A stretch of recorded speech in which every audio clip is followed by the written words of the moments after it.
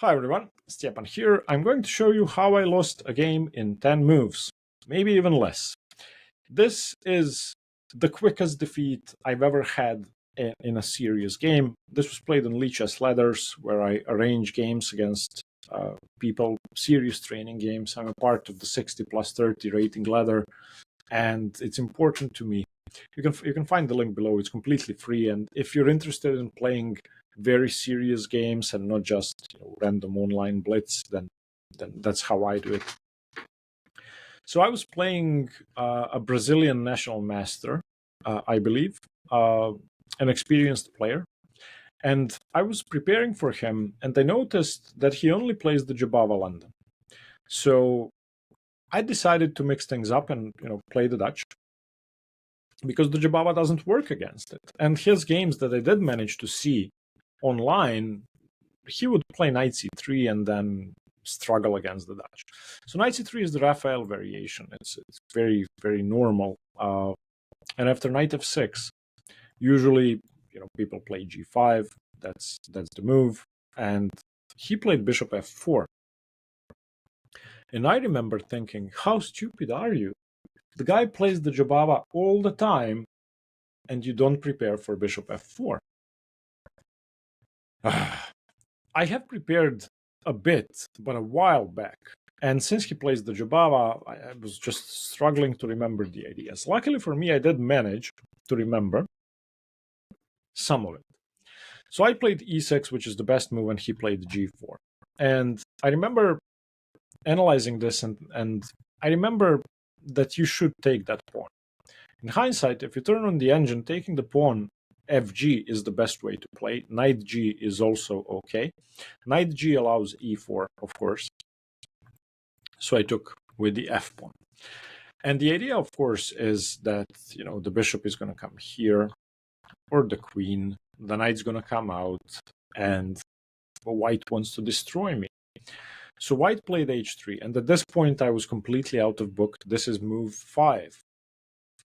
I don't remember when I was out of book on move 5 ever before. I had no idea what to do here. So I took the pawn on h3, which is bad. It's not losing, but it's bad. The way to play against this is to go g3. And white takes, of course, and you go d5, and now black is safe. And black is safe. In fact, the engine gives a slight advantage to white. So obviously, this bishop f4 Raphael variation is a viable alternative to bishop g5. And I'm actually going to start playing this myself. This is insanely powerful.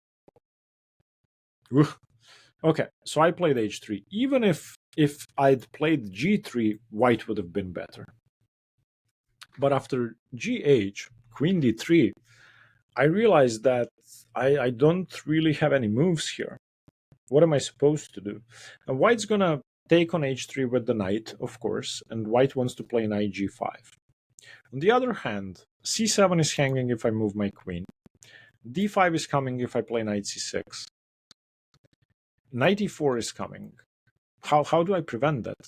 I cannot prevent that. So I decided, okay, let's get rid of the knight. I think my opponent told me after the game that he wasn't familiar with bishop b4. The main move is knight c6, but when you turn on the engine, bishop b4 is the second best move. Okay, so he took on h3 with the knight. I played knight c6, which is correct, and he played knight g5. And this is move 8.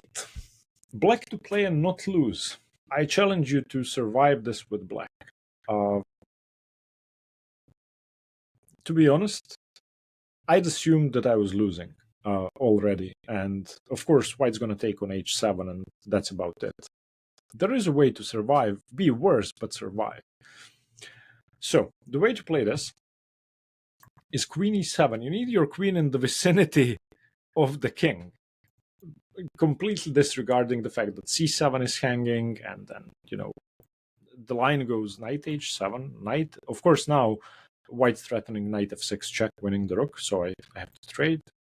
So takes, queen takes, and then the engine plays b6.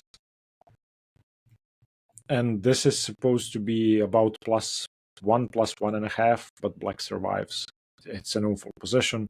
After bishop a6, bishop takes c7, black survives. However, during the game, I wanted to eliminate as many pieces as possible, and I thought, well, the main issue is on knight h7, queen g6, and knight f6. So I think maybe I can play knight e7, you know, defending g6, which is just stupid. So I took on c3 first. My opponent played bc3, of course, and I played knight e7, and now the game is over. Knight takes h7. There are two threats. Well, there is one major threat, knight takes f6, and I have no way to prevent it. There's just nothing I can do. If I play knight takes h7, which is better than what I did, then rook takes h7, and then rook takes h7, queen takes h7, probably king f7, just bishop g5. This is awful. Of course it's losing. However, on knight takes h7, I played an even worse move. I played rook g8, +5. On move 10, +5. Bishop g5, threatening to win immediately. Knight takes h7, I had to do it. Queen takes h7, my rook is hanging. King f8, defending my rook. My knight spin to the queen. And after rook h3, I finally resigned. I should have resigned 3 moves ago. So, losing on move 8, not a pleasant feeling, but I'd only recently started playing the Dutch, and I'm actually very excited to learn all of these traps I could fall for. Not traps, just weird opening lies that I'm not familiar with. And I would advise everyone who plays d4 when they face the Dutch to try this out. It's a very promising opening. I played Raphael in my last Dutch game about 2 weeks ago, but I played it with bishop g5. This idea with bishop f4 is completely unlike the Jobava. It's much better than the Jobava. It's just crazy good. I had, an hour on my clock. I had some idea of what needs to be done, and I was losing on move 8. Now, granted, I'm not a great player, nor do I know much about the Dutch, but still, it's a very good open. I hope you got something from this. Again, if you want to join Lichessladders and challenge me, there is a link below. Thank you for watching. Stay tuned for more chess, and bye-bye.